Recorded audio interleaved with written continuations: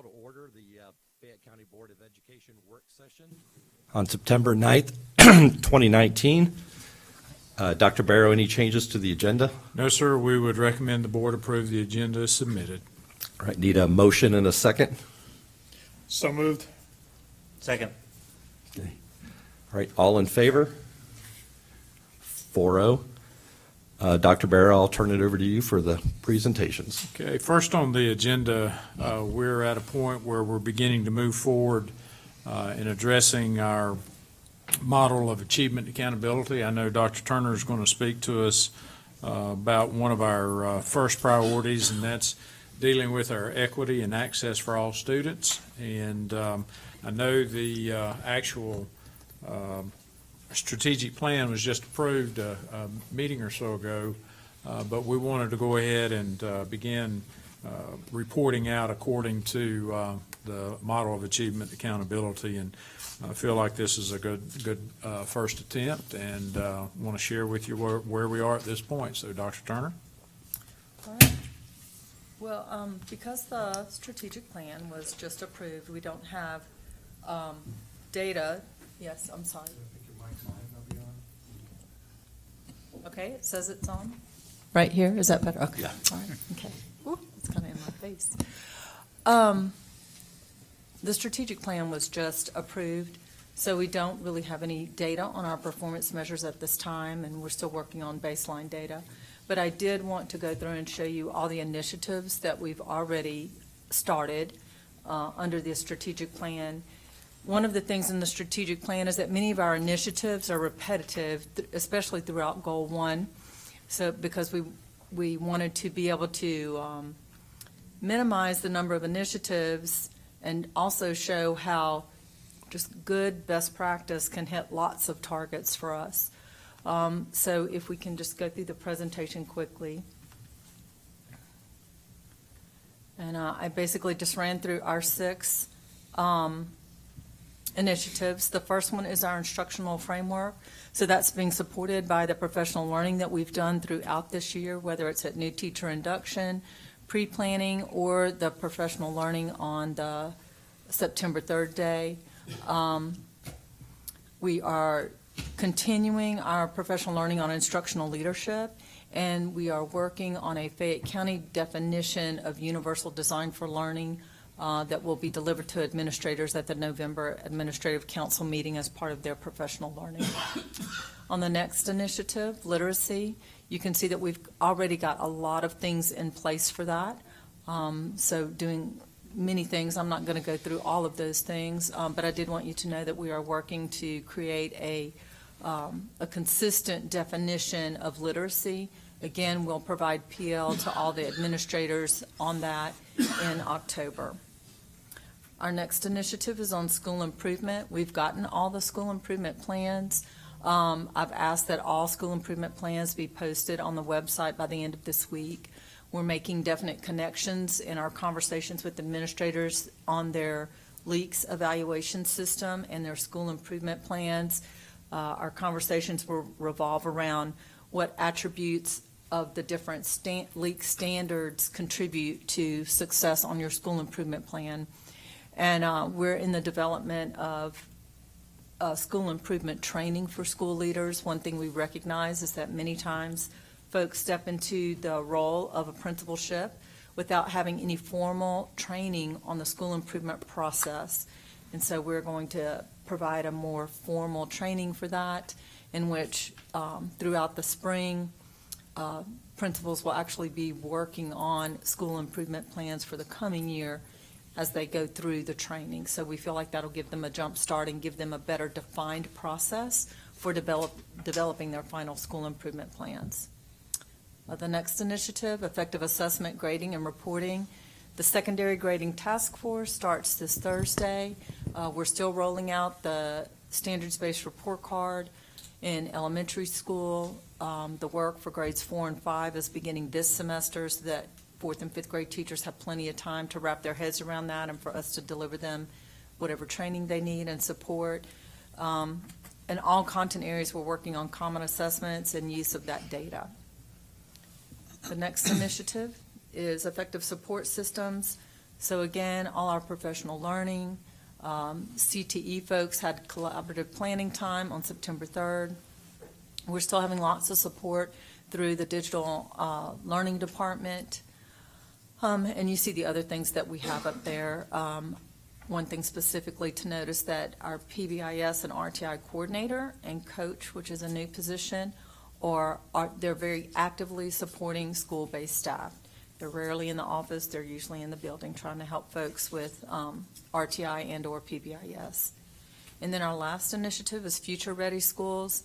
The media centers have ongoing professional learning on that, and we continue with our connected classroom initiative through the devices themselves, continuing to put those in students' hands, as well as supporting the digital learning integration.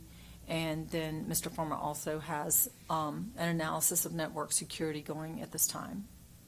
So any questions on our goal 1.3, equity and access for all? Of all of these initiatives, would you say kind of maybe the FC Instructional Framework is kind of maybe the most important one? That one is very important, as well as the literacy one. Both of those are very important. It's kind of hard to pick one that's most important because we think Right. they're all important. Right. But those two we are giving a lot of attention to. And, you know, these are all initiatives that are going to be ongoing. Some of them are multi-year type things, such as the one on grading assessment, grading and assessment. So, but at this time, we are still really focused on instructional leadership, and we are putting a lot of effort into our literacy program. Okay. Mr. Hollowell, I would make one comment. I think that the work that we've done in the refinement of our strategic improvement plan is in itself much more focused. I think it's more clear. I think we're looking at greater depth rather than, you know, a breadth of things that we're trying to focus on. So we're excited about the opportunity. And again, this is a 5-year plan, and we'll continue to work on this throughout the next 5 years. So more to come. Okay. Anybody else? Okay, thank you. Mr. Hollowell, item B is a presentation we wanted to share regarding the learning management system overview, and Ms. Crawford's going to come up and share some information with us. Just as a little bit of historical information, we actually started working with a learning management system, or LMS, about 5 years ago. We feel that we've made good progress with it, but with any practice, you want to continue to evaluate and make sure it's doing everything that you think or feel like it should. We actually started the review process probably more than a year ago with conversations about this. I know the old expression, beauty is in the eye of the beholder. We have some people who like what we're currently doing. We have a lot of people who say they're not particularly satisfied. One of the things that we've looked at is data usage, both on the part of students, staff, and our parents. And we want to increase those number or users with our product or with our platform. So anyhow, we wanted to give the board an overview of where we are with the evaluation of the LMS, and Kate and Jim are going to share that with us here today. Thank you. Good afternoon. One thing, as Dr. Barrow mentioned, this has been an ongoing process. As we've gotten more feedback on our current LMS system from all stakeholders, parents, students, and of course our teachers, we have really been trying to pave the way to do a very good job in evaluating a new system. Thank you, Kay. This system will make that standards alignment, evidence-based reporting that we're really focused on here at the district level much easier to accomplish, track, and communicate. Again, thinking of our parents. Both vendors will handle the migration services from our current LMS into the new system, so our teachers won't have to worry about that. Seamless integration of our Google assignments and G Suite for Education. That will allow for grades to pass automatically to Infinite Campus, our student information system. and I'm sorry I'm reading a slide. I hate to do that. But it's helping me. I haven't been in front of you in a long time. I'm a little nervous. And this is such a beautiful space. I'm just in awe. And a more elementary-friendly user interface. This is something that's very important. We realize that. We know that a lot of teachers, very understandably, have moved to easier platforms and easier systems. But we really want to bring back in, with these two new vendors of these modern systems, the ability for teachers to understand that that can also have a lot more benefits when it is built into a fully functioning LMS. Okay. It's okay. Thank you. Feedback, as I mentioned, is going to be collected on an ongoing basis over the next few months. I know I had a principal email me today about getting parents involved, and that is very important to us as well, that feedback. Much like a textbook adoption, we'll have lead contacts at the buildings. Those teachers will be leading a team of teachers who will be watching the vendor demonstrations. Those will be starting next week. They will be recorded also. Yes, sir. Is the current vendor going to be in the mix to renew or not? Well, I can tell you what I said I mean, I today. don't want to pick, but I'm curious. No, I think it's a great question, Brian.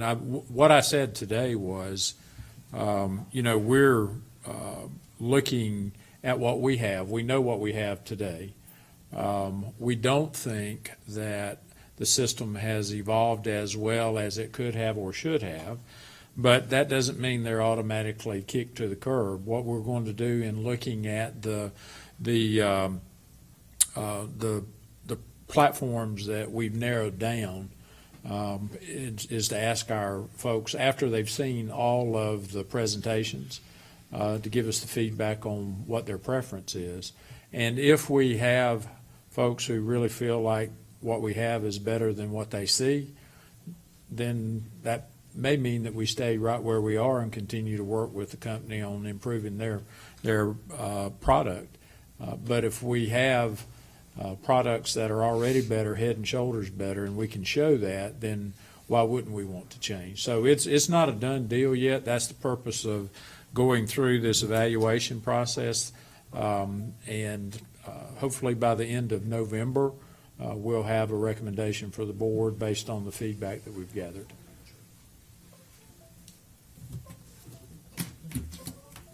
And then there's our timeline. Okay, there you go. So one thing, too, that we find critically important is to follow up with the teachers that are on those evaluation teams. So my team will actually be out in the schools, attending the webinars, following up with teachers, and then, of course, offering support in any way. Any other comments or questions? I have one. Wow. There you go. Almost. I have a little bit of a concern in that I think for a lot of our folks, they've just gotten used to our current software, Yes. and the organizational energy it would take to change might wipe out any benefit of a new vendor. So I just kind of want to make sure that the learning curve for the new system, reinstalling all that, that is factored into the calculation. Absolutely, Mr. Hollowell. And I would go so far as to say that's been a big asking for those two vendors, that I have said you have to have full training plans, implementation plans. I know one feature that we are really interested in is both platforms offer 24/7, 365 online chat for teachers. So if they get stuck.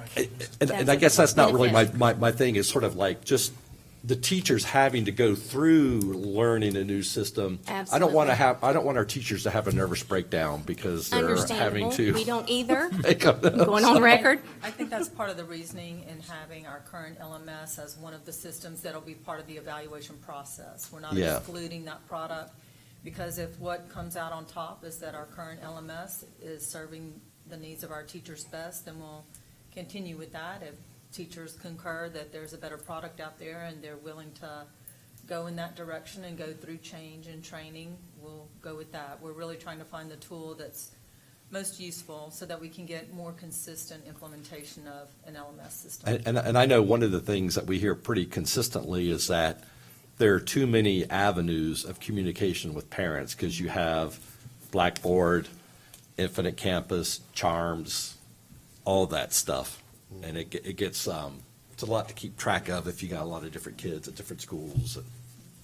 Another feature too that we're looking at is how they can pull content from one LMS into another LMS. And so that's a question that's being asked of any new vendor, is how will that content transfer take place? Okay. One of the things, Mr. Hollowell, too, I would say this. I know 5 years ago when we started talking about the learning management system, we didn't have that here. I mean, we had Edmodo and Moodle and a few other of those products, but they really were not a full-blown LMS. So, looking at putting that into place to help us manage blended learning applications and looking at personalized learning and ultimately, hopefully even to the competency-based learning pieces that we want to, we have to have a tool to help us do that. It's not, I don't believe it's humanly possible for that to be manually done. We've got to be able to have some supports there. Just from the standpoint of looking at the potential of a new LMS, I don't think the lift would be nearly as heavy as it has been in the first implementation. But we're going to be very, very careful about that. And as we go through, much of the steps that we take will be dictated by our classroom users, our students and our parents. Will also be a part of that, but our teachers are going to be very much engaged in this process. So I know with the whole notion of change leadership, we have to be careful with that. We don't want to overwhelm any of our folks. But if there's an easier way to do something, then why wouldn't we want to make that change? If it's a better way to do something, why wouldn't we want to make that change? So that's what we're in the process of evaluating right now. All right, thanks. Hey, you might have already answered these questions, but Lori's computer was distracting me, so, how long ago did we adopt Blackboard? Do you remember? Was it, you said 5 years ago, 4 years ago? Yes, sir. 5 years ago? How much does that cost us? Was it like $2 million or something? Nope. No, we're looking I thought it was at. a $2 million investment and then a subscription every year. Or am I not misremembering? I know our annual contract, I signed off on that at the beginning of this week and Monday today, and it was, I think it was $182,000. For the whole system? Yes, sir. Wow. So, of course, there's a greater amount when you first do a transition and you've got startup costs and those kinds of things there, but we can give you a total cost if that's something you're interested in learning, but. Yeah. I was just trying to think about Sure. what total 5-year cost has been. Sure. And then use that as a benchmark going forward. Sure. And if we make a different decision. And the other question I had is, you talked about this a little bit. I'm just curious how the decision is going to be made. You talked about polling, getting feedback from teachers and students. One thing you didn't talk about that you might already be planning to do anyways is existing users. For example, 5 years ago, I had a lot of experience with Blackboard, and I could have told you why we didn't use it anymore. But I hope that existing users will be very prominent in your evaluation process. And because I've been on both sides of the sales presentation, and I know that you can make something look amazing, and then you talk to an existing user and they say, no, they really can't do that. We've tagged some of our LMS power users, our superstars with the LMS, to take a deep dive into all vendors and give us their opinion of what they think is the best product for I think, Barry, you might be saying, talk to existing users to of the new exist- vendors. to other school Yeah, systems. so if you Oh, want I'm to use sorry. Okay. Blackboard again, well, who's using Blackboard? If you want to use, what's the other one? I can't think of another one right offhand. But who's using what we're thinking about using? Right. And what's their experience with it? We've already made some contacts with some different districts, some in our area and some that we have some connections with through different consortiums that we're involved in. Right. And It seems like that'd carry a little bit heavier weight than somebody that's just been starstruck by a sales presentation. and we've specifically asked to meet with their teams, with curriculum, technology, professional learning, not with vendors involved at all, Yeah, to have those real frank discussions with. great. And Mr. Farmer, are you going to be the one that makes the recommendation to the board? Are you the one pulling all this together? And I think you're seeing who's Okay. going to be kind of heavily involved in that. It's something that we feel is extremely important. So we're working on this as a team, and it's a group effort because we want the technical side to be what we're looking for, an improvement, as well as the instructional. And one of the big issues that we hear about a lot is it takes me 5 clicks or 10 clicks to do something.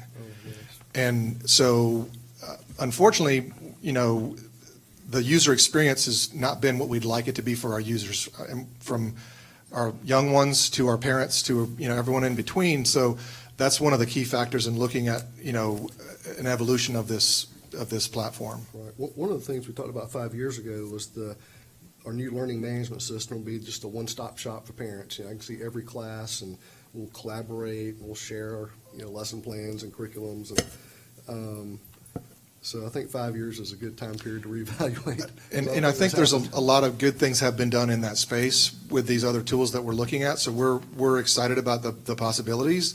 Now it's the grass is not always greener, and it's not going to be perfect. And that's what we hope to learn in having some of these discussions with other systems that are using it, to kind of maybe avoid some of those hurdles that they ran into.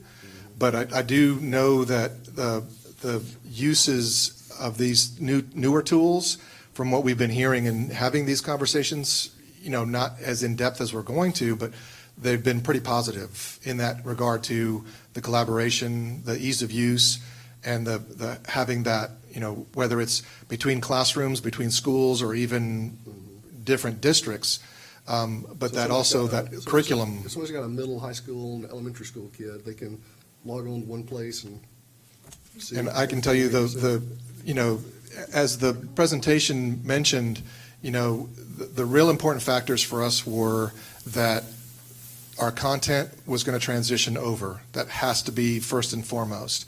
And then secondly, it's that ease of use for our users. We don't want to lose functionality, but we want to give our users back that control, that instead of clicking 5 or 10 times to do something, it's going to be a much more seamless interface for them. Those are all key factors in us looking at a new platform. I don't have any more questions. Okay. Thank Anyone you else? so much. All right, thanks. Okay, moving on to item C, I'm pleased to let the board know that our visitor management system, we completed our installs last week, and actually we were out visiting schools on Friday, and felt good about the feedback that we were getting from our schools. I know Dr. Lombard, Mr. Farmer on the technical side, Dr. Lombard on the logistics side, the operational side. We've got the new systems in and wanted to give you an update on that. So, gentlemen, if you will. So we'll just kind of, as Dr. Barrow said, we'll kind of give you a update and overview of what's been done in the system itself. So the handout that I just gave you is about the Checkmate system. And the nice thing about Checkmate is that it's integrated with our school information system. So it's tied in tightly with Infinite Campus, which is a very good thing for our data flow and our data security, which that was one of the things that as Dr. Lombard was looking at different systems that we talked specifically about because of the importance of data privacy. So as you can see, I'm not going to read through all the bullet points. They're on here for you to take a look at. But the nice thing about this is the tracking and the seamless integration with our current systems. So also the fact that with one quick click of a report, you can have an instant printout of who's in the building. So if there is an emergency situation, you know who's been checked in, and that can be really helpful. Go ahead, Kay. We'll go. So these are some of the specifics with the Checkmate Pro system itself.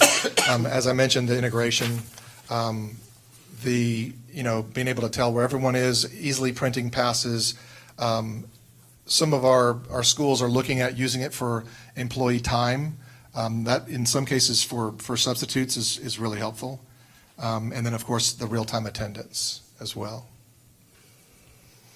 And from the security perspective, I think, one of the things that it does off the Georgia driver's licenses is checks the Georgia sex offender database with other databases that are looking to be added to that system as they move forward and upgrade. And then you can see again with the integration in campus, it's really easy for front office staff to verify contact information, and if they're allowed to check that student out, it's all tied together with Checkmate and Infinite Campus. As I mentioned before,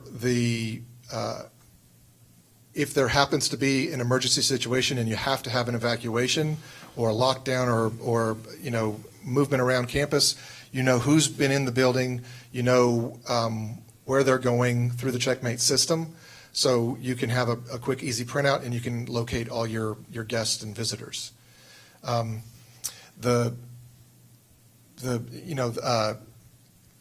Other piece of this is that it's going to be consistent from school to school.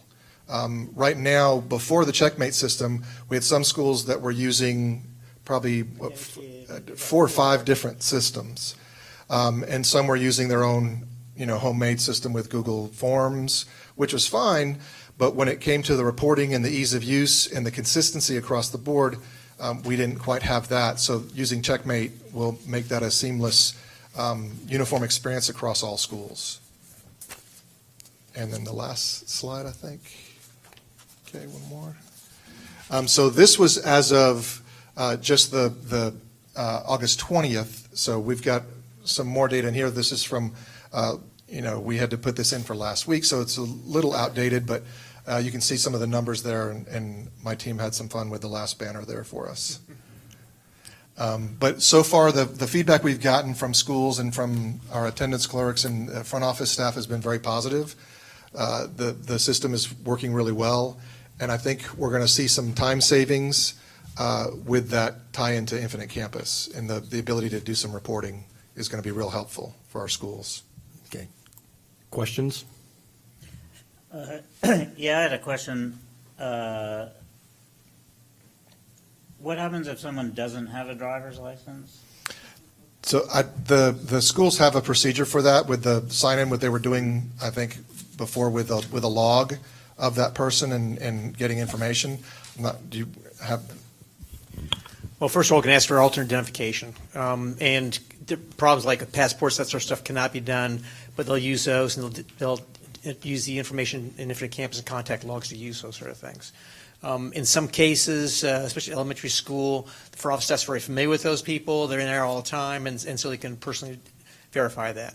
But we have checked a different driver's license, different out-of-state driver's licenses work so far. So it's going to be rare, but they have a procedure generally in some schools who want to contact the administrator. Others, the front office staff's working that. Yeah, I've only heard of one driver's license so far that didn't work. It was at one of our elementaries, and it was Washington, D.C. For some reason, didn't work. Okay. Anyone else? All right, thanks.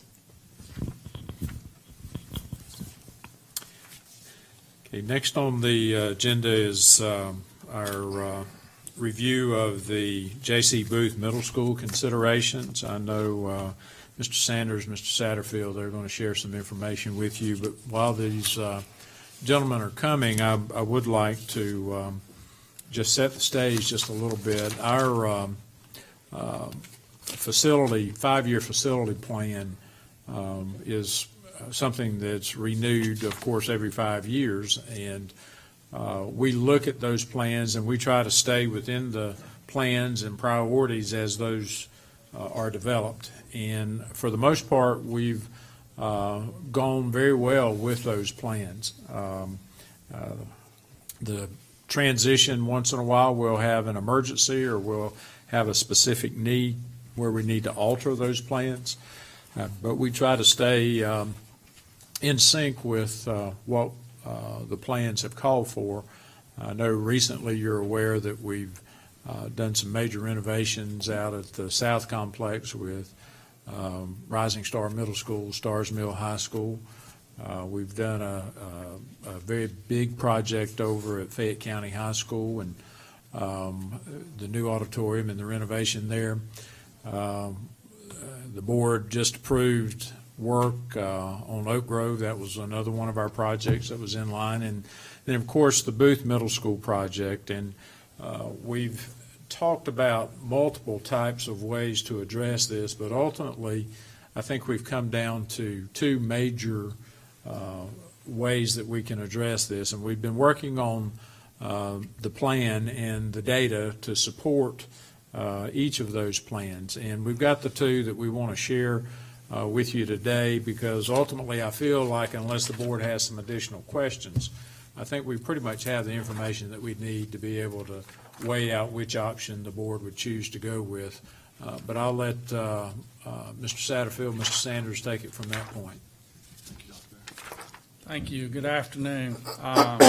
As you've mentioned, we did pretty much come down to the two options. Option one is the transformational option is what we're calling it. As you'll recall, last year the board asked us to take the standard renovation and expand that into an addition and a new gym and just totally to transform that site, that facility into a new one. And that's what option one is. As you can see, this is just an aerial view of the existing booth.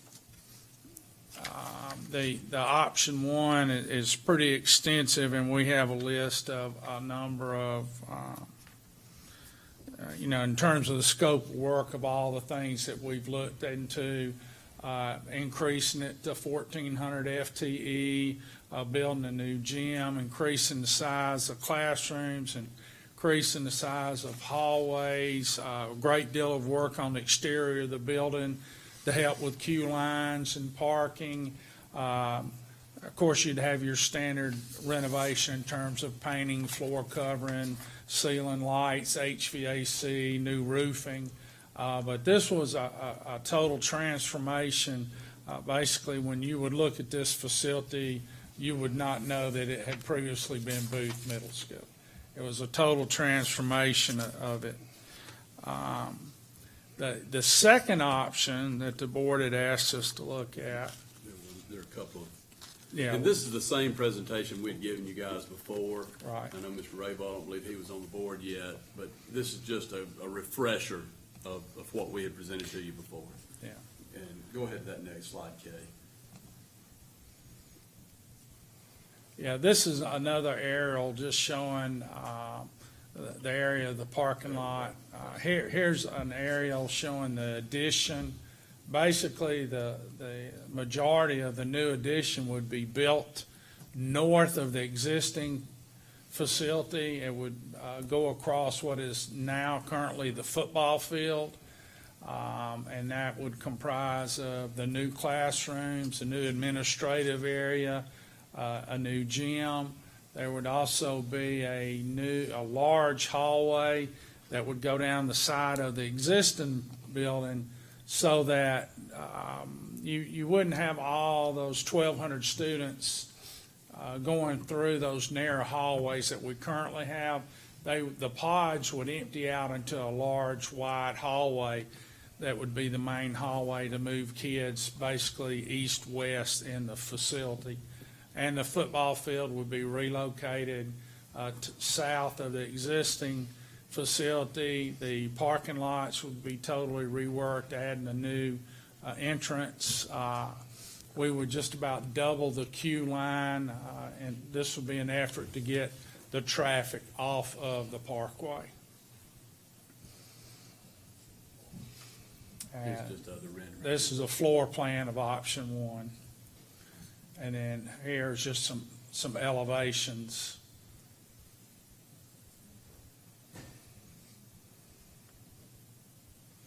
All right, option number two would be to construct a new 1,400 FTE building on the 37 acres that the board recently purchased on Stagecoach Road.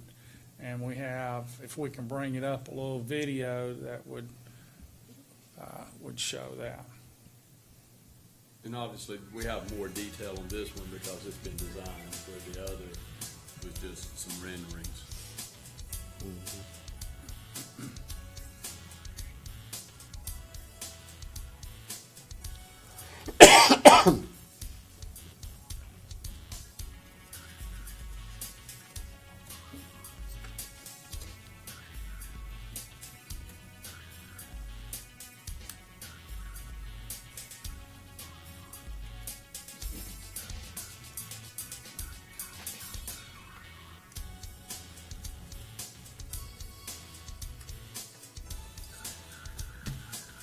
As this is running, guys, just, and correct me if I'm wrong, I know this footprint, there are a lot of similarities with Bennett's Mill Middle School. Now, we have done some modifications as far as flipping the administrative office up to where the old, or the media center is for security purposes and those kinds of things there. Is that correct? That's correct. We did the flip of the media with the admin so that we could create that security vestibule on the front of the Front side, building. yeah. We've added on to the three wings to the end of each of those. We've added additional classrooms on to bump us up from 1,200 to 1,400 FTE. We've met extensively with Steve Green, the principal at Booth, and some of his fine arts people. And we have done a little bit of changing around in the fine arts area. We've expanded those areas. They have a very large and successful fine arts program at Booth, and we needed a little more room in those areas. And we've also kind of reworked the technology area too. So we've gotten a good bit of input from the Booth staff to make some changes, but basically it's just an enlarged Bennett's Mill. Okay. This is just a site plan showing the school. To the right is an area there between the two creeks that can be utilized for practice fields. And then we have a football field to the left of the school. Hey, Mike, on this drawing, you're showing just the area, the road in front of the school is paved, and I guess that's what we're responsible for. Yeah. But if we work with Peachtree City, we can go out to Stagecoach. If we work with, I guess, the county and the property owners, we can go out to Ebenezer. Is there any cost associated with building that road? I know we don't bear that cost, but. Yeah, we have built into the GMP that the cost for the road that we're tying into Carriage Lane, that the cost to put that road in is included in the GMP. Right. And from where it intersects with Stagecoach, from there over to the bus loop, that stretch is included in the GMP, all the paving and construction of that. Well, And I as you guess- say, east or west of that, there's still some work to be done in that area Have with. you got any rough estimates for what that would cost, the county or Peachtree City to build those roads? I believe you're also going to be looking to the developer that has the Right. property east of our property. He'll have a big part in that, I'm sure. He was asking, we have an estimate of that from our road to the end of Stagecoach. Jason, do you guys have anything? I think, I want to say it was like 600,000. Yeah, that Yeah, sounds I familiar. believe we had some rough numbers in the 600 range. to go from the school out to Robinson Road. Yeah. Yeah. But I think I got that figure for Peachtree City. Right. I guess the alternative is you hope that the land to the east gets to the east. Which way is this map going? To the left of this map, you hope that land gets developed and somebody builds a road. And we probably, Yeah. nobody would pay for that except the developers, I guess. Right, the developers pay for that. Right. All right, thanks. Yes. You can scroll down, Kay, I think. And this last page is basically the page giving us a breakdown on the options in terms of what funding would be required for each option. Basically, if you're looking at just only construction, on option one, you would be just under 36 million.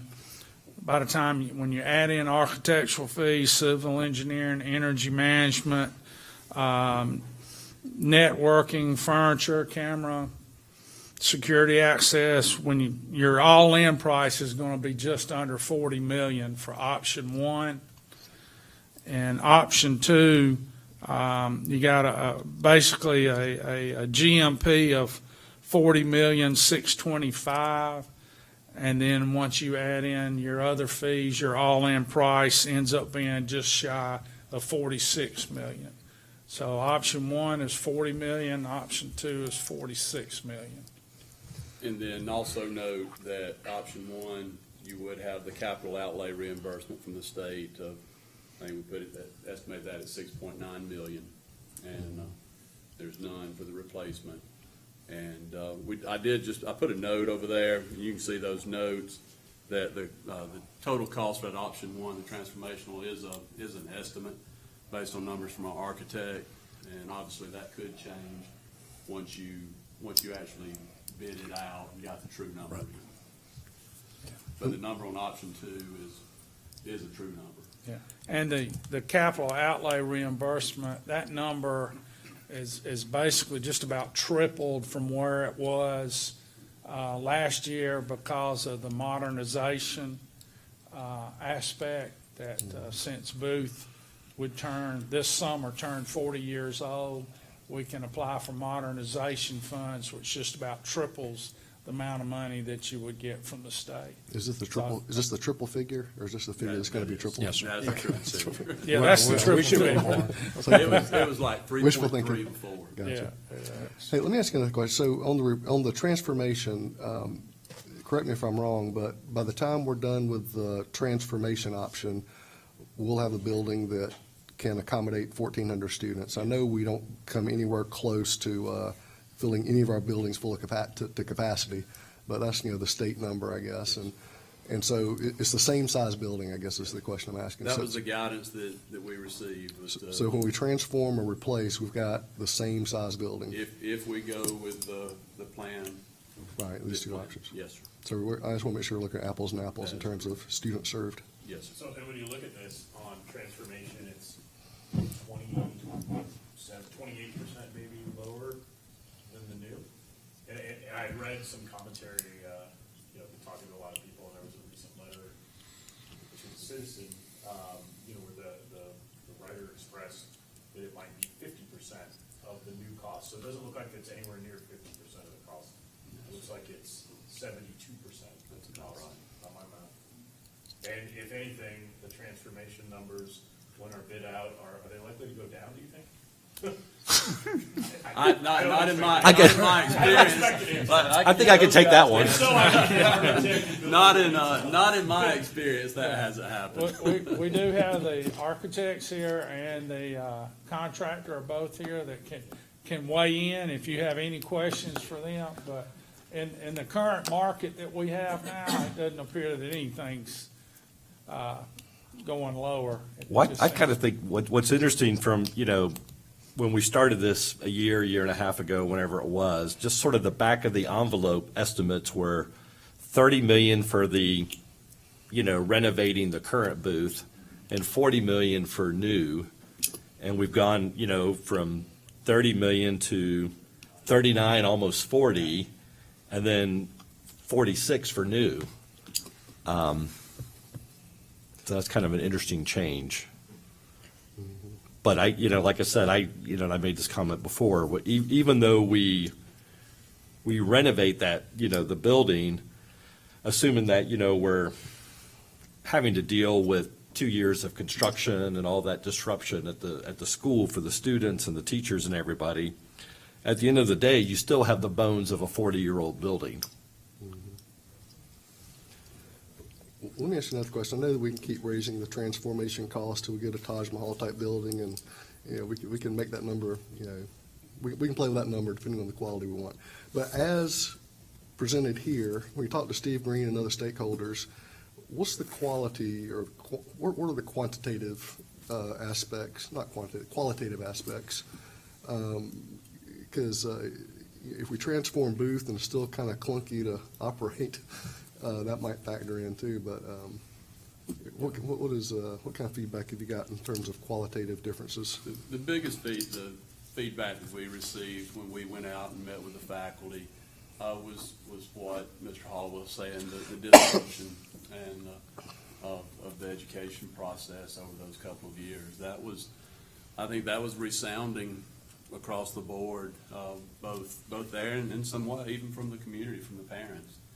I think we could address a lot of the traffic flow issues. So it hasn't been as much that piece as just the disruption that they fear during the construction time. Dr. Marchman, some of the issues that really we started looking at new as opposed to a renovation issue was the core features of the facility. The cafeteria is not nearly large enough to handle the student population. The hallways are very narrow, and as far as traffic patterns are concerned, kids have to go outside sometimes to it's designed to have lunch in the move around. pod. Yes, sir. And so the gymnasium is not nearly as large as it needs to be in order to have a competitive gymnasium program there. There are a number of factors like that part of the reason why. The issue too, and I know when you look at bottom line numbers, one of the things that I don't want us, and we're not pushing one way or the other, we're trying to give all the facts so that the board can make an informed decision, but one of the things that we look at when we see the renovation monies, the capital outlay renovation monies come in, that money doesn't necessarily go away. We still have the Booth facility at where it currently sits. It has been appraised at around $11-12 million. That's a real asset for us either way. So that 6.9 is still applicable? Yes, for sir, everything and that would be, our thinking is that we would want to repurpose that building, and we could use that 6.9 for that reason. So you can't just look at this as two separate items and say, here's a number here and here's a number here. You want to look at it with, the 360-degree version of what we're trying to accomplish here. There may be, and I know that was one of the biggest questions that came up during the conversation with our public, is probably more about what's going to happen to the old booth if we build a new one. And we have some tentative plans that we're working on, but we don't want to spend a lot of time working on something if we're going to go in a different direction. So, I just, and I know this is probably more for Tom. We've gone over this, but maybe just break down the funding again for the $46 million for the replacement school. Well, in the scenarios we've worked up, all of the funding for a replacement booth would come from SPLOST 3. So we've worked out the cash flow to see that as we go along and collect, or would we be able to fund the project. And even though there are some tight areas during the summers when total cash is down, we do have enough cash to float the project all the way through. Would we be giving up SPLOST projects that we already, I know we can't fund every SPLOST project, but, ones like the extra classrooms at Whitewater or. We Right. wouldn't be giving any of those up.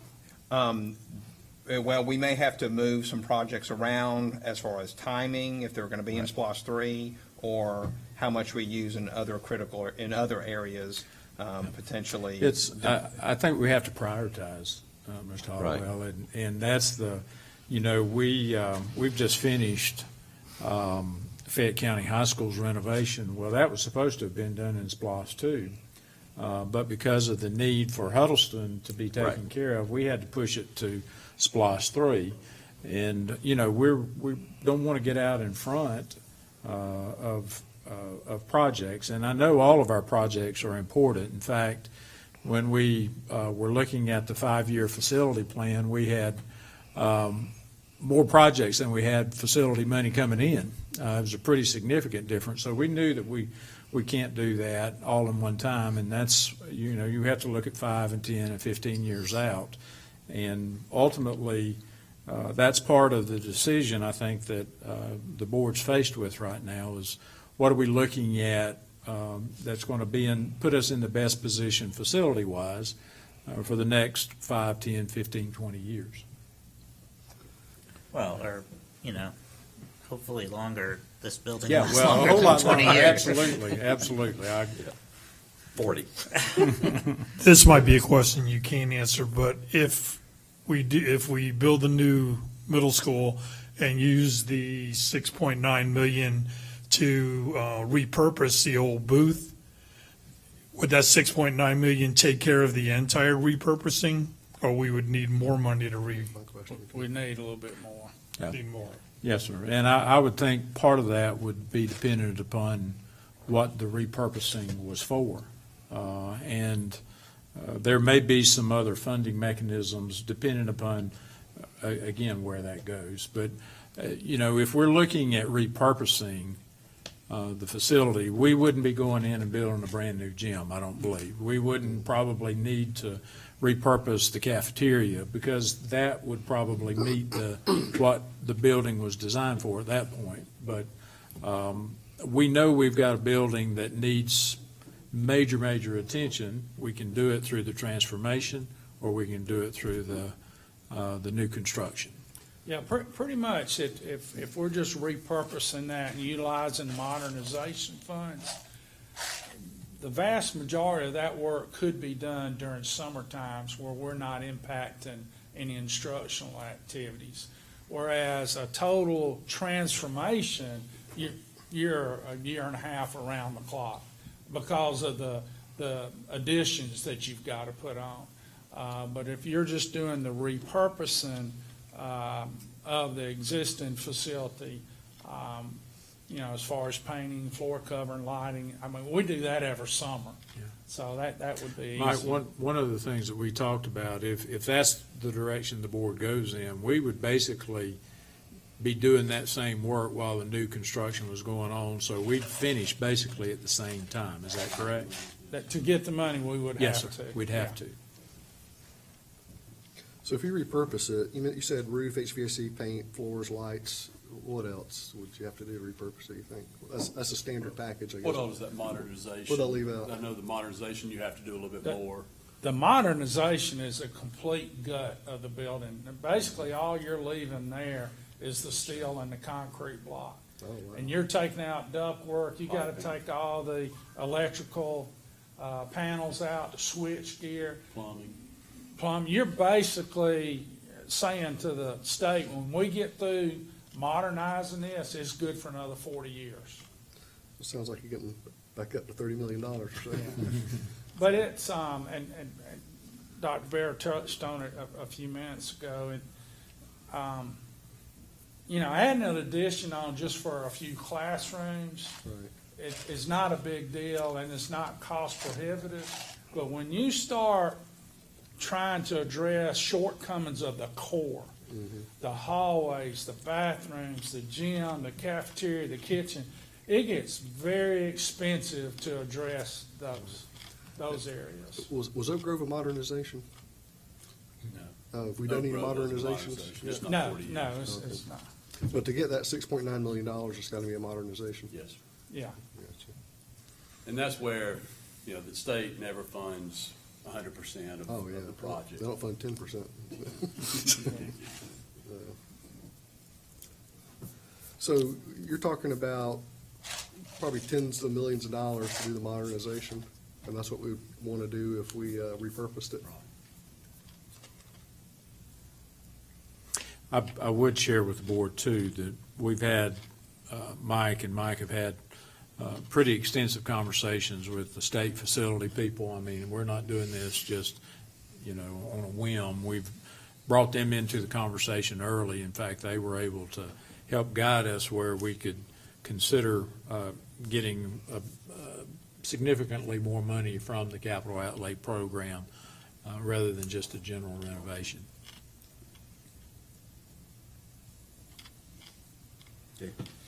Any other comments or questions?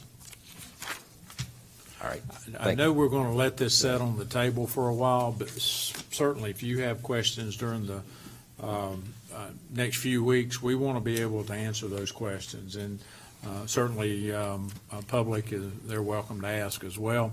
I very much appreciate Josh and Jason from Meja being here, and V and Brett from Manley Spangler being here, because they have some skin in this game too, and they're going to be held accountable for staying on track and getting us in on or under budget. That's our mantra. Well, I think the one thing for people who are listening to the podcast or whatever to remember that the replacement number is a hard number and the renovation number is a kind of a best guess.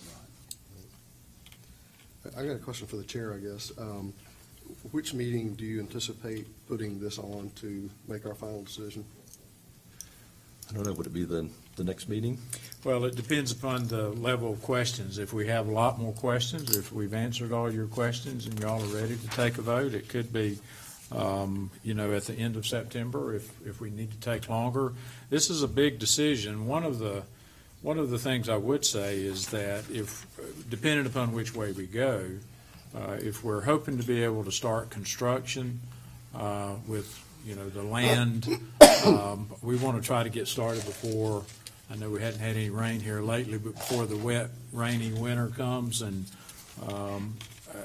but we also need to come back in and go through the bid process on the transformation piece to get a hard number too. So as soon as the board is ready to pursue, we can bring it to your meeting for a vote. Yeah, I mean, these numbers are not substantially different than we've sort of been guessing at all along. We're making a long-term decision, and I think a long-term property decision, and it makes more sense with these numbers to build a new building. But I'm not sure how much more we're going to learn and how much more we want to. I think for me, I agree with Leonard, but I would say that we should talk more about the future use of youth. Yes, sir. Inside of Okay. each one. I kind of know in my mind, what's the smart move, but depending on what the Yes, sir. purpose of booth would be, I just have a hard time spending that much for the renovation, knowing that it's going to go over that number anyway. So. Right. We can, I feel like we can give you more information on that during the next few weeks, Mr. Anderson. I'd be happy to do that. Yeah, I mean, I kind of see that the, probably building the new school makes more sense in that, the school system's very important to this community, and it's, would be a good investment for the community. And I think, like I said, we in the past, we have tried to fix Booth kind of piecemeal by piecemeal, and we've kind of added on and added on and added on and have never really fixed it. And I think it's just gotten to the point where just a new school makes more sense than trying to totally renovate it for probably what would just be essentially close to the same cost. Roy? I agree. I just, one more thing, and I know we already purchased the property, but that would be added to the 45 as far as the cost of the new school, right? Yes, Yes, sir, that's not in the. That's not in there. No, sir. Well, yeah, I tend to agree as far as the building of the new school. My only concern on the whole thing would be the other projects that we're Yeah. switching around and with the SPOS money. Right. And maybe at the next board meeting, you and Tom can elaborate a little bit more on that. Sure, sure. Okay. Any other questions for Mr. Satterfield, Mr. Sanders? Thank you, guys.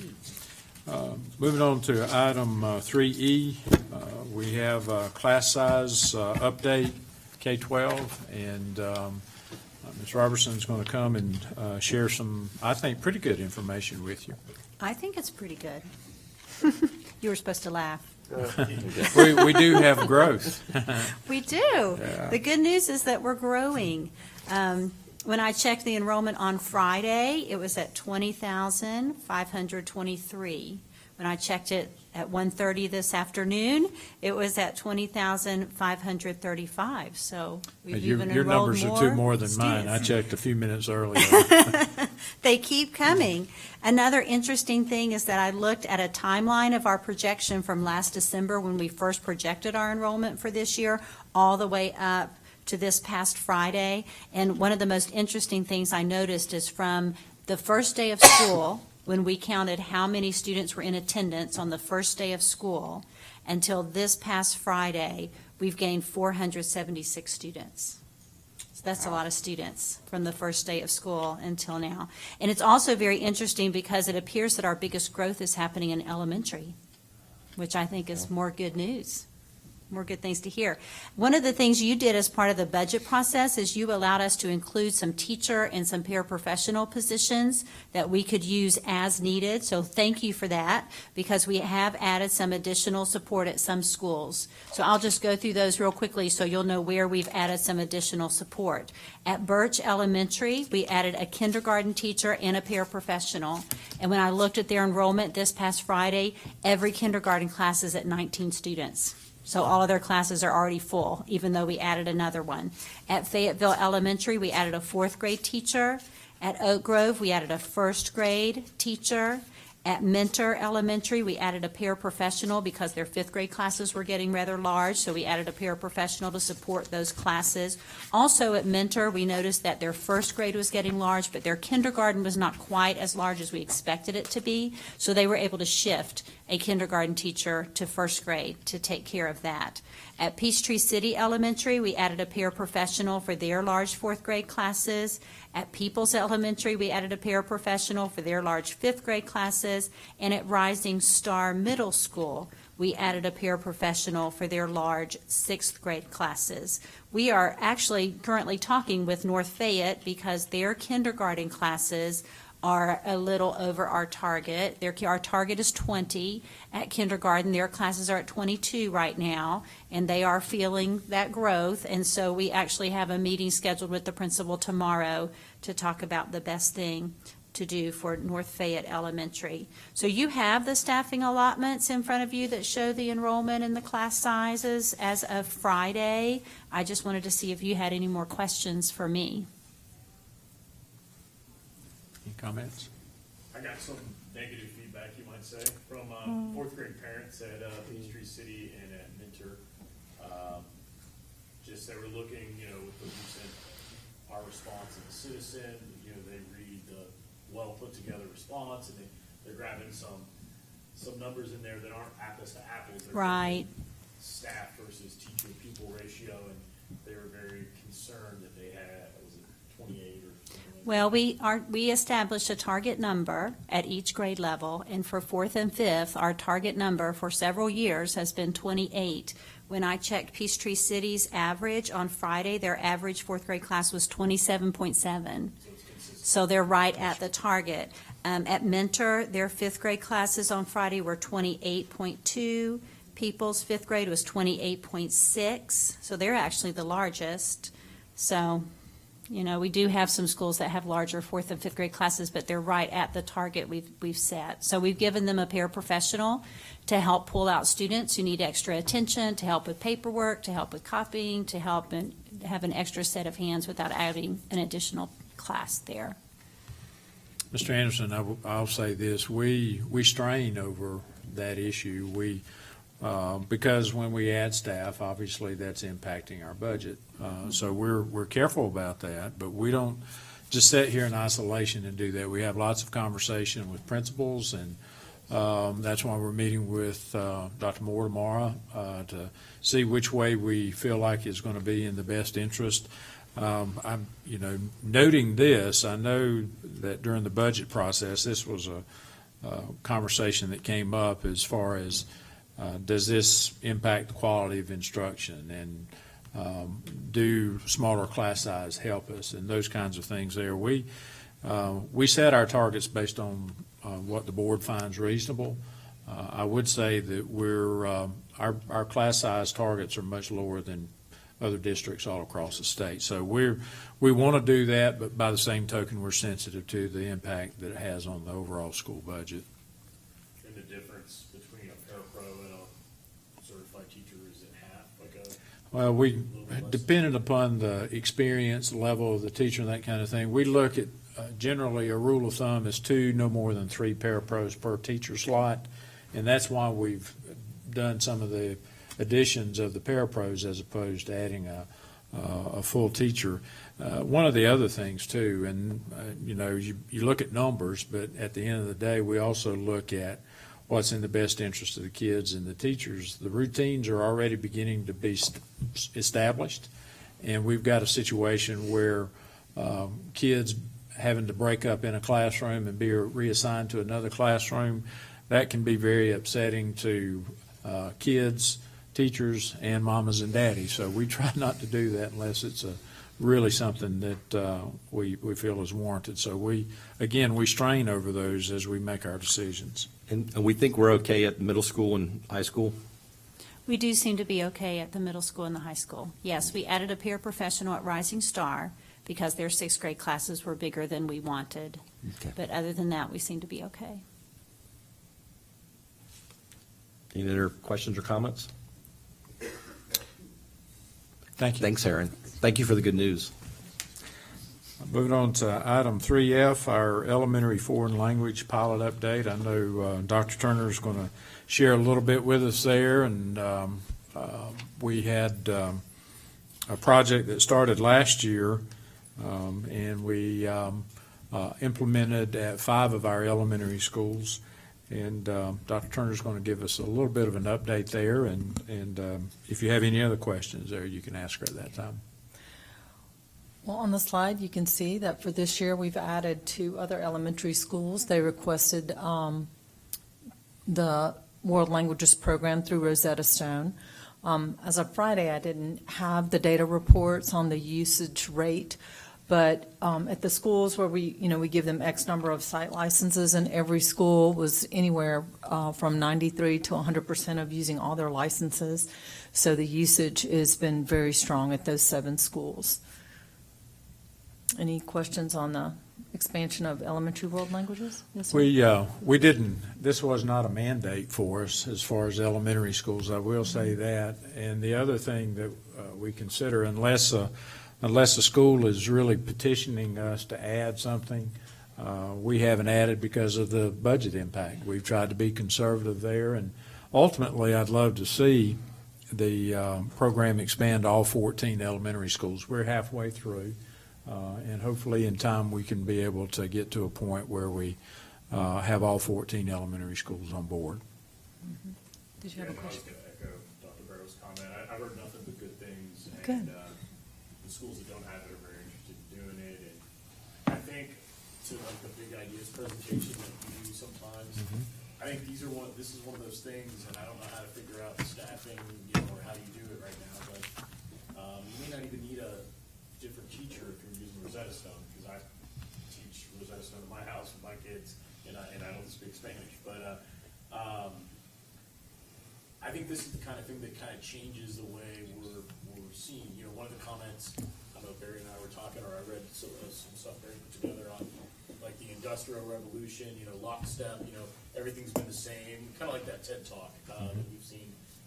This is the kind of stuff that I think it matters. It makes a difference. It does. And one of the reasons I asked to have this feedback, because I had a lot of good feedback about it, and that's always nice, but I had a clamoring of people at the 8th grade level at Booth that, there's limited resources, there's only a certain amount of spots to be able to take the class. I think what we've seen is there's dramatic support countywide at all levels, especially middle, regardless of elementary, middle, they want to do it as kind of advanced prep for high school. So this is definitely under your big influence. One thing that we did do, Dr. Turner actually suggested this, and we put this on the agenda, is looking at our 8th grade process. Do you want to speak to that, Julie? Well, for that is considered accelerated academics for students who are getting ahead in their studies because they're allowed to take a foreign language for high school credit in their 8th grade year. So there's a link there to the placement rubric. It's based on milestone scores, student grades. In some instances, teacher recommendation comes into play. Then when the rubrics are scored, students are rank ordered and they fill the seats for those foreign language classes. It's a little bit different than the way they would schedule it in a high school where there's a course request and the seats get filled once you push the magic button for scheduling. So this is a little bit different in the high school. They take those that look like they would be most successful in the foreign language of their choice, Spanish or French. At one school, we also have German. And fill those seats. And then in the fall, if the enrollment changes or for whatever reason they have open seats, then they continue down that rank order and continue to fill those seats. But you're right, there are some kids who might qualify for the program, but there's not enough seats to meet the demand. At all the schools, at all the middle schools, where they're The practice is pretty standard. Are there a large number at all our middle schools? I haven't looked to see what it is. Our enrollment varies from school to school, so even if you looked at a comparison, for a small middle school, it would look like lower numbers when percentage-wise it might be the same, but I haven't looked at that data. But that program of offering foreign language at 8th grade with the choice to accept high school credit for that is very strong in our middle schools. Do you do anything different as far as the rubric, or is there accommodations or whatever for native language speakers? Well, native language speakers can, if they can show proficiency through an exam, then they can get that credit on their transcript and can move on either to a different foreign language or advance more quickly through the series of courses in a foreign language. So yes, there are accommodations made for native language speakers. Yeah, I bumped into one, Mr. Ribble, that native Spanish speaker, he took Spanish 3 as a freshman, went into AP as a sophomore, and he got 5. He said it was really easy. So, That helps. They were very flexible with him, so he was positive. They're also excellent tutors. That's the one. Well, Brian, I guess that kind of answers one of the questions I had. You said there's more demand than we have spots available. And I was just wondering, is this a program where we could set up a system to let the kids do it at their own pace, maybe outside of normal school hours? And if so, why would we just limit it to 3 languages? Because Well, is that even possible? I would have to look closely at the requirements, coming down from the state on that. I'm open to innovative ideas. We would just need to make sure that the rigor is there, and that we could maintain the integrity of the course when it comes to assessments and those kinds of things. We already have some students who take courses through Georgia Virtual School or through Edgenuity. So, we could certainly look at that. It gets us back to that competency-based notion. And we certainly want to begin to explore those. I know that we have some ideas about that too. So. Because some kids could probably knock it out in a month. It'd take me 6 years to learn a language probably. Okay. Any other comments or questions? All right, thank you. Okay, last but not least on our presentation list, we have a discussion on our employee benefits study analysis. I know Aaron is here, and we have our colleagues and partners from Clear Concepts are going to have you share a little bit with us, and we'll let you take away. Okay. Well, as you know, we've been working very closely with our consultants, Clear Concepts, to revamp the benefits program for our employees. We have Eric Kiesauer and Allie Stinson here today from Clear Concepts, and I'm going to invite Eric to give you an overview of the program we're recommending for our employees. Thank you, Aaron. Hey, everybody. Good to be with you. So we're going to talk today about the results of the bid analysis, but because you're a senior leadership group, I thought we might want to take a ride up to 30,000 feet for a couple minutes anyway and kind of start there. Our title slide is in progress because we're kind of, as a group within your own system, within finance and HR and with our help, we've kind of settled on this total rewards thing. We want to incorporate a little bit of a visual thing in there that's reminiscent of your own logo there, but not infringe upon its sovereignty or whatever we might want to call that. So we're in the final throes of getting that done, but it'll end up being called Fayette County Schools Public Schools Total Rewards, I think. Okay, and then.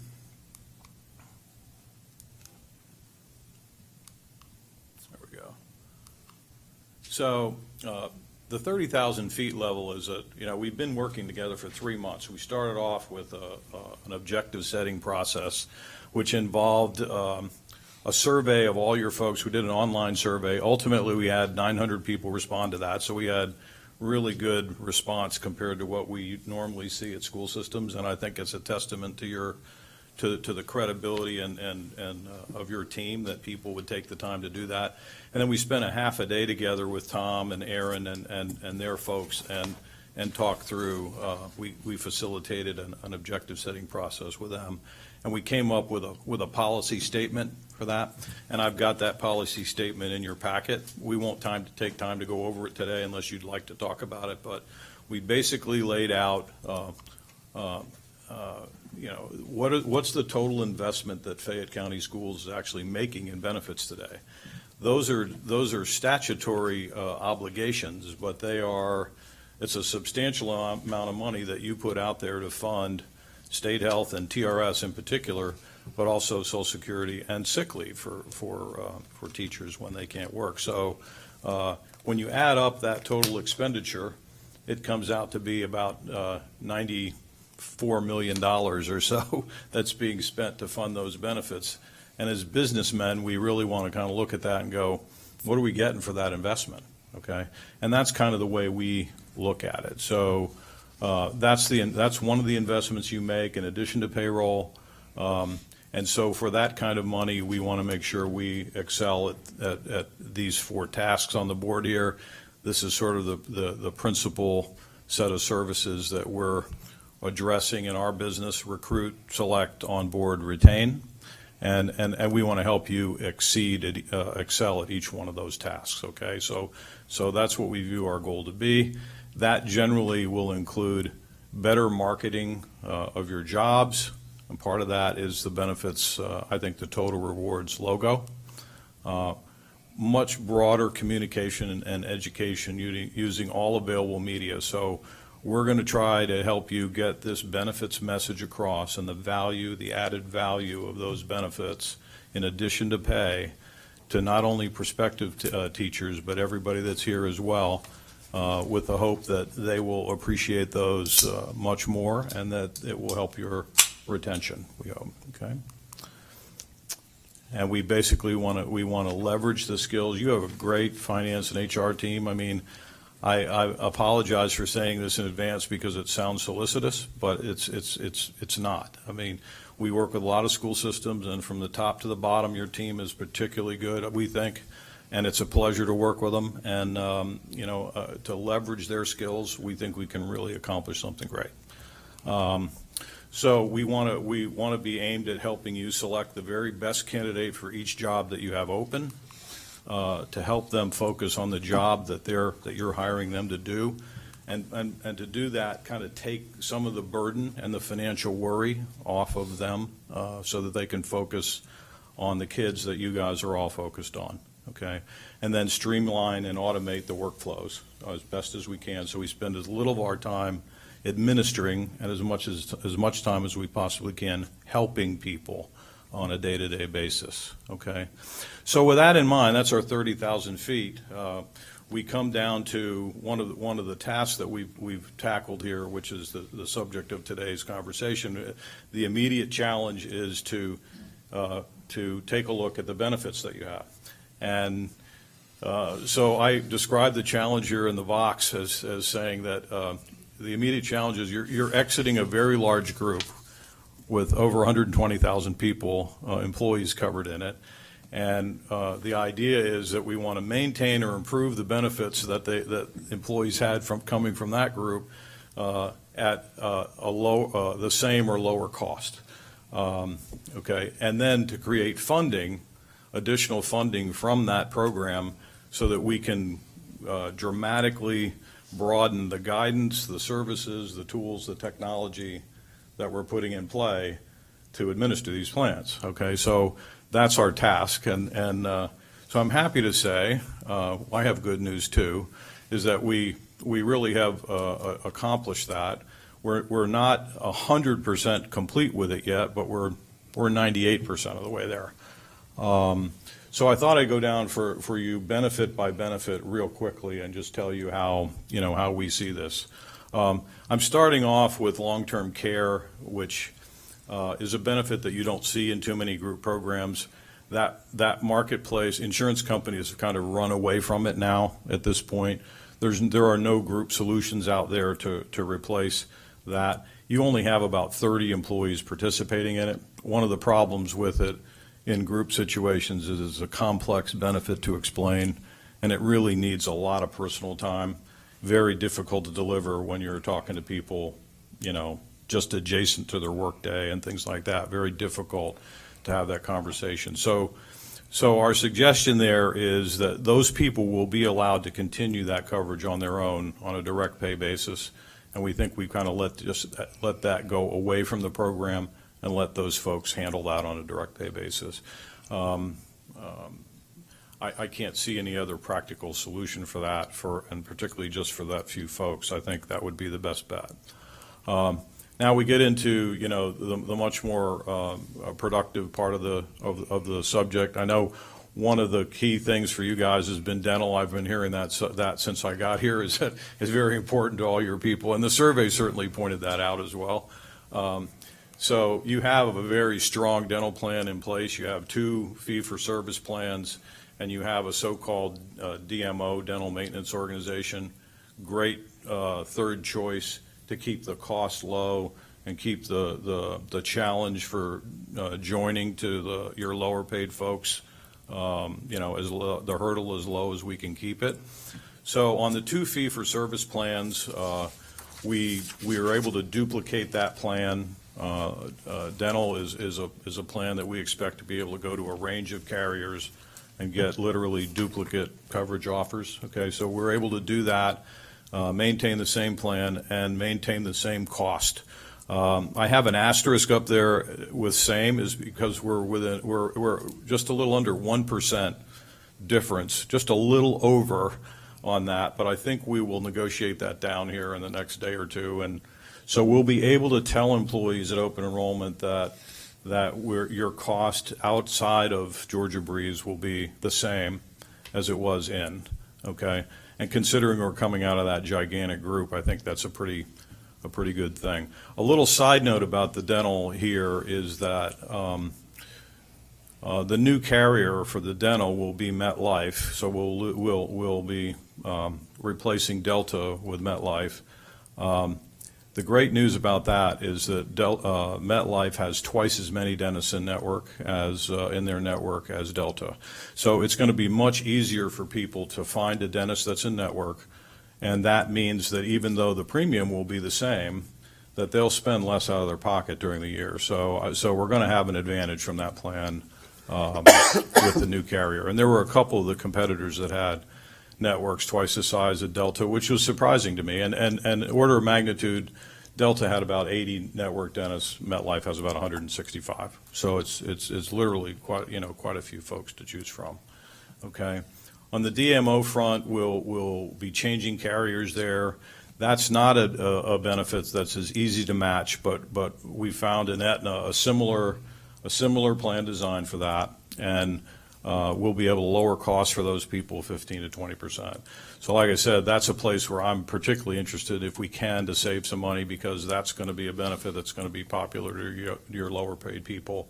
And that 15 or 20%, will be in the order of magnitude for families, probably about $8 a month, something like that. Individual, more like $3, $4 a month, something like that. So a little bit of savings for folks at that level, I think, can be meaningful. The vision plan, we've been able to improve that plan over the current plans. There are two options today. We've been able to improve on that. That was covered by Blue Cross Blue Shield for within Georgia Breeze. It'll now be a company called Avisus, which is a company that we've worked with quite a lot. They only do vision, and the clients that we have with them, Barrow County Schools is one of them. We've had great success with those. They provide great service, and we get no complaints on them. So I think they'll be a good partner for us there. On the group life side, we were able to save 10% there. Okay, so that'll be a significant savings to folks. Same is true. Whoops, what happened there? We lost it. You got long-term disability, short-term. Yeah, I can keep going. The long-term disability is also going to be a 10% savings, and that's at an absolute minimum. If you're familiar with the plans today, and you guys probably aren't, are you? You're not. You don't really know the details of the plans today. So today you have 4 different options in that long-term disability plan, and those options are based on, they're complex. I mean, you're either in or out of a retirement plan, and most of your people are in. And then whether you're in or out of a retirement plan, you're either in or out of Social Security, which is a unique situation for you guys, because you do have some people here from decisions years ago who are not covered by Social Security, and you have some who are. So everybody that wasn't covered by Social Security, anybody that isn't in a pension plan, those people would be much more expensive rate schedules than where most of your people are, which is covered by both Social Security and a pension plan, okay? So the savings of 10% that I'm communicating there that's the savings to the folks who are paying the least right now. The folks that are paying the most right now are going to see their savings is going to be, in some cases, 40% or more. So that's going to be a pretty big pleaser to people out there, I think, when we get that announced. Okay.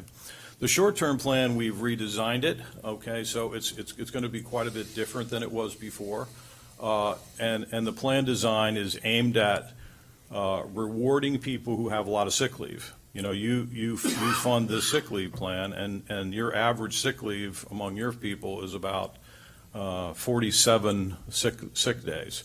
Many have much more sick leave accumulated than that.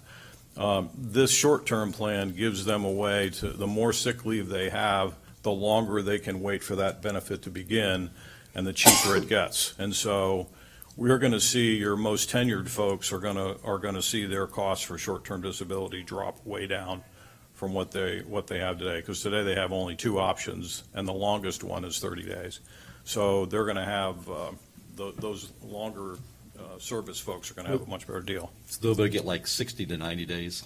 Yeah, we're going to have, Scott, we're going to have a 7, a 14, and a 30, compared to today you have just 7 and 30, and then we'll have a 45, a 60, and a 75.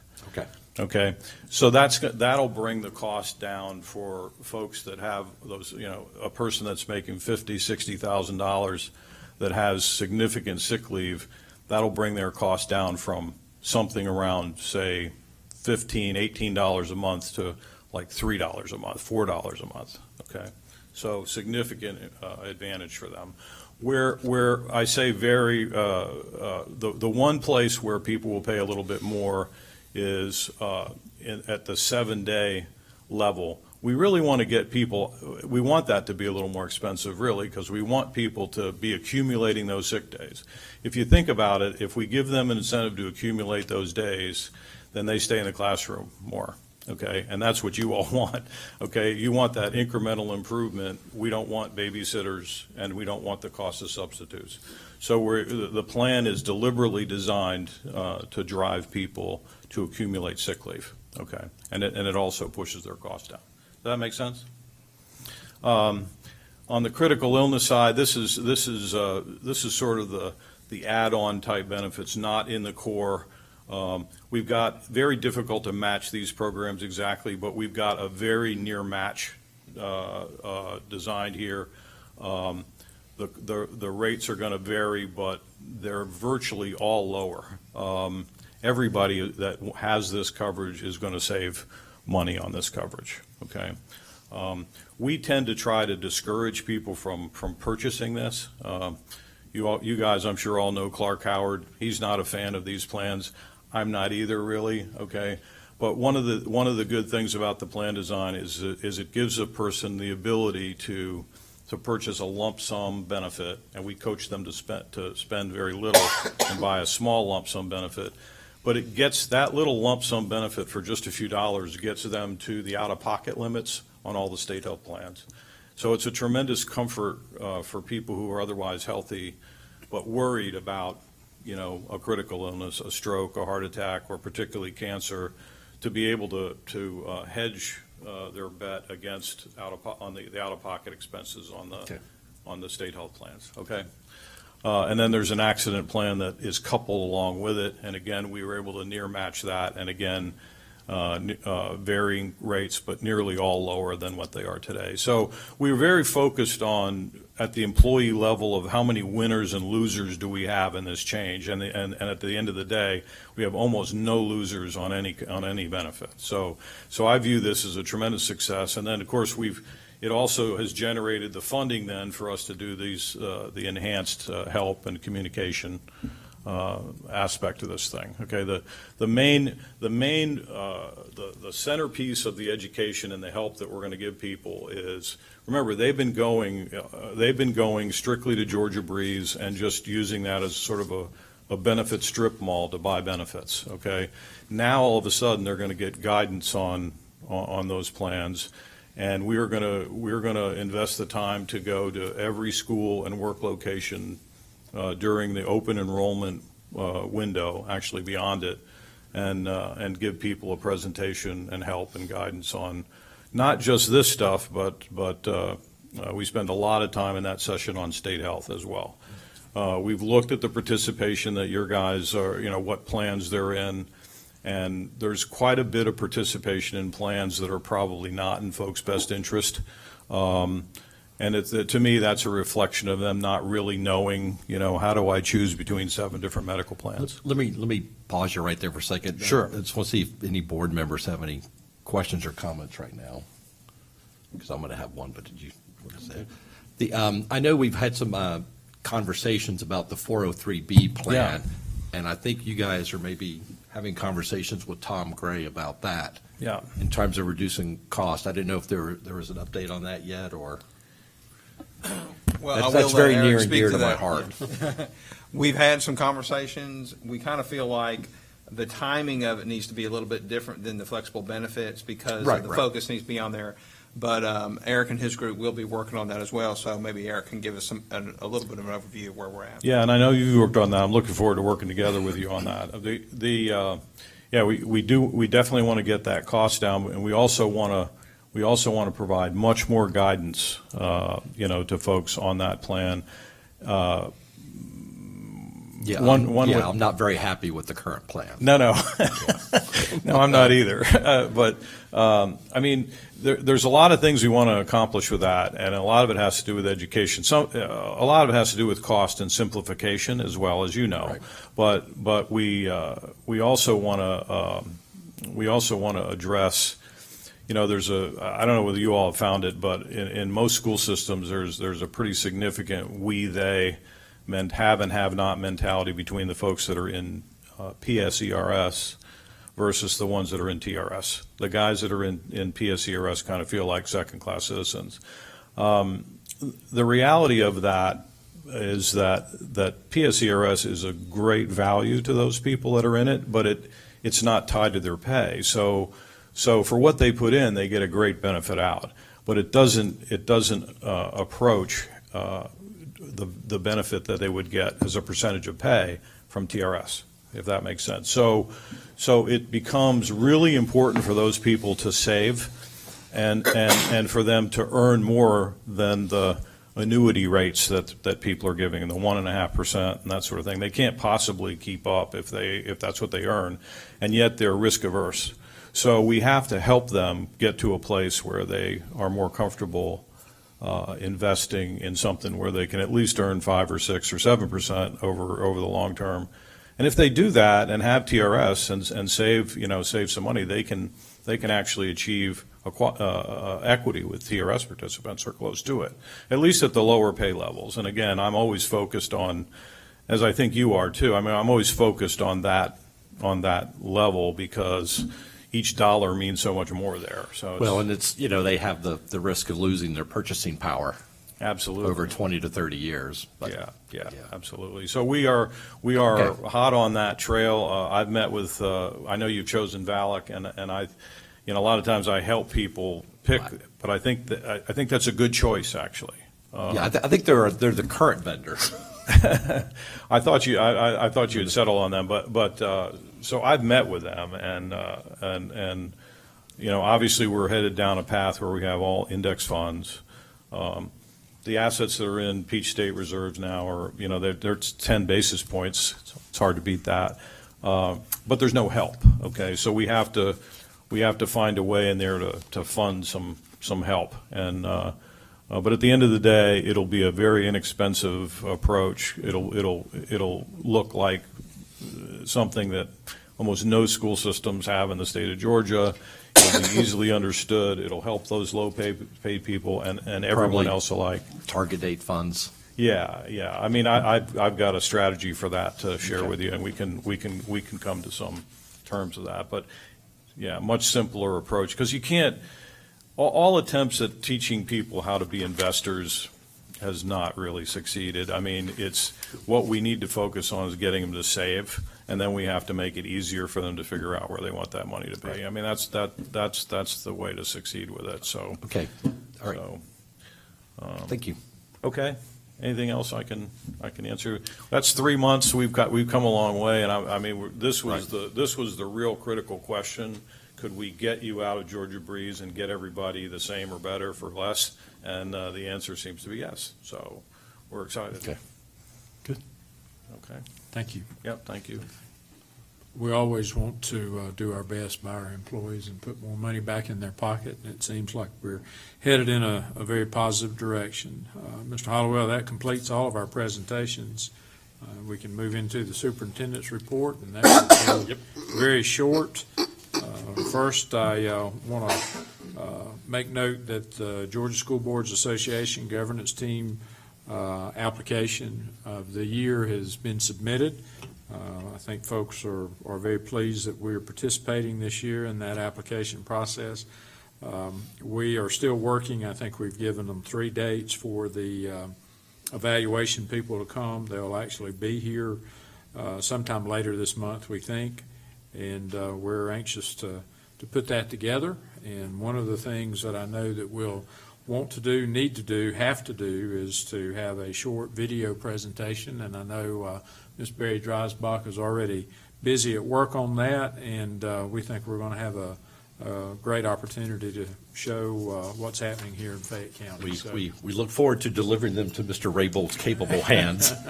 Indeed. I know Mr. Rabel said he could be there to help us, and we look forward to firming that up. Any questions or comments there? Next on the report is our facility update. Mr. Satterfield has everything listed there. Mike, is there anything specific that you want to mention? I know that we had a little delay at North Fayette with the loop being built. The work out there was not the quality that Mr. Satterfield expects, and he said take it out and do it again. And so I appreciate that very much. We're going to hold folks to accountability there, but high school tracks are I think underway. that was the biggest thing I wanted biggest to thing. report on, is just that that has delayed them completing North Fayette probably by about 2 weeks. So we're looking at about 2 more weeks worth of work there. I would like to note that we are well underway on the tracks for the high school. They're currently replacing, they've demoed both the schools, McIntosh and Whitewater, and they are in the process of replacing the track at Whitewater, and then they'll move on to McIntosh from there. Most of the rest of it is just the fact that we're working on punch lists. We've got our COs from all the projects, and we're just finishing up punch lists and warranty items there, and getting ready to break ground on the addition, the admin and gym addition at Oak Grove. That's pretty much it. Any questions or comments from Mr. Satterfield? Yeah, I appreciate the fact that the high schools didn't have to change their first home open game for that. Thank you. Yeah, that was, I try not to mess with football anytime I can. That's a no-win for me. thank you, Mr. Thank Satterfield. Aaron's already talked a good bit about the attendance and enrollment report. I know we do that on a monthly basis, and at the end of the August, we were at 20,480. That was up 226 students from last year at the same time. As of today, though, we're at 20,535. I appreciate the 2-student increase.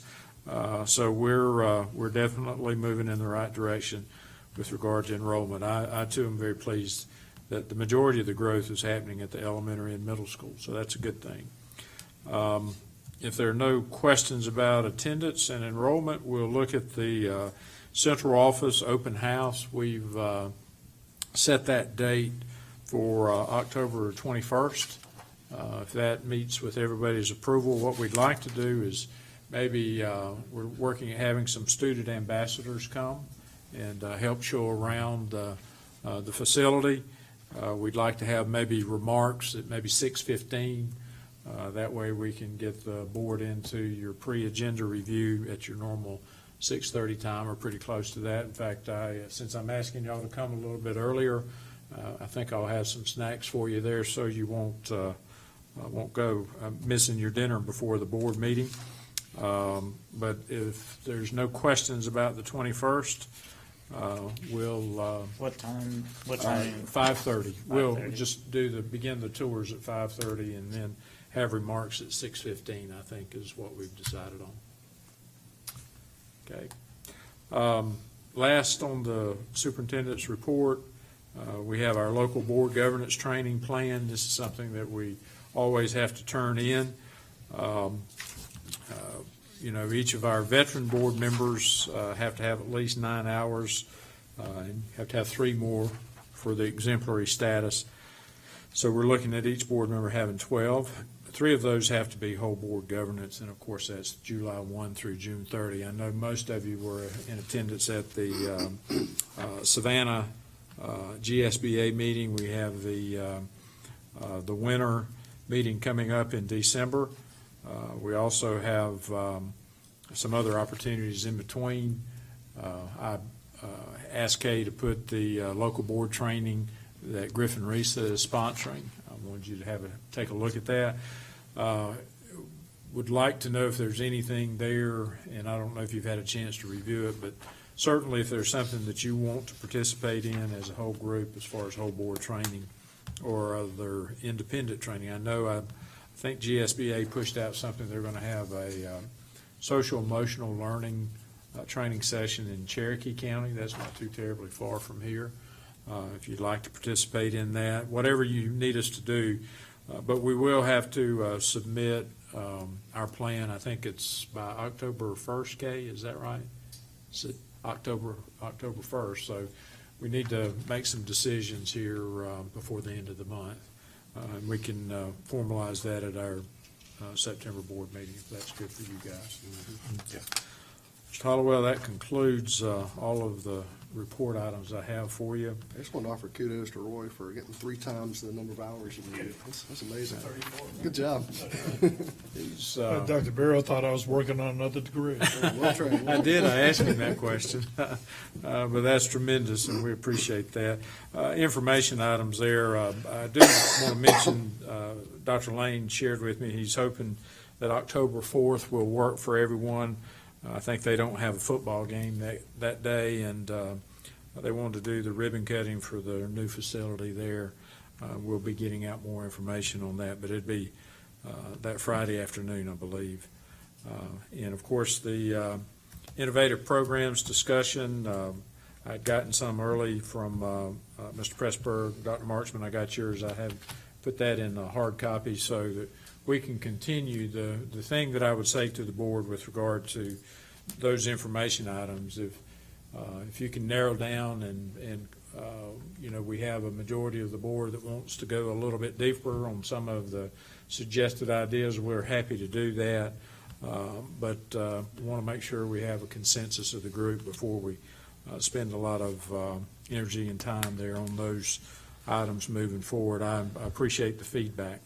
Well, and I think with, with Leonard, he was just kind of like, we spent a lot of times talking about high school and middle school, and we probably do have innovative programs going on in the elementary school, and We do. maybe We just kind of see which one of those probably need to share are a little bit popping more or with working, you. or, Yeah. I don't want to put words in your mouth, but. Yeah, I mean, I think some people might argue that elementary school is more important than middle school or high school. And we spend a lot of our time talking about older students just because, they're the ones who are finishing, they're the ones we get a lot of direct feedback, but we don't really talk about a lot of the cool stuff we do in elementary school or how the board can support some of those innovative, creative things in elementary schools. So just sort of making sure we don't forget that we got a lot of little kids that we don't talk about a lot. Good deal. Those are all the information items I have. I do need to go into executive session to discuss an item with regard to property. Okay. So Need a motion to go into executive session to discuss property? So moved. Second. All in favor? 5-0.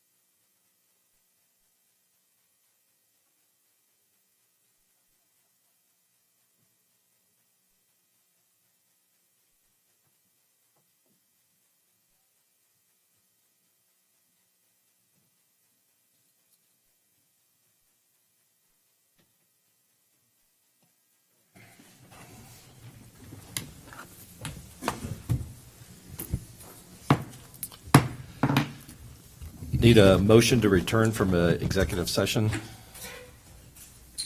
So moved. Second. Dr. Barrow, any recommendations from executive session? No, sir, no recommendations at this time. Great. Without objection, we're adjourned.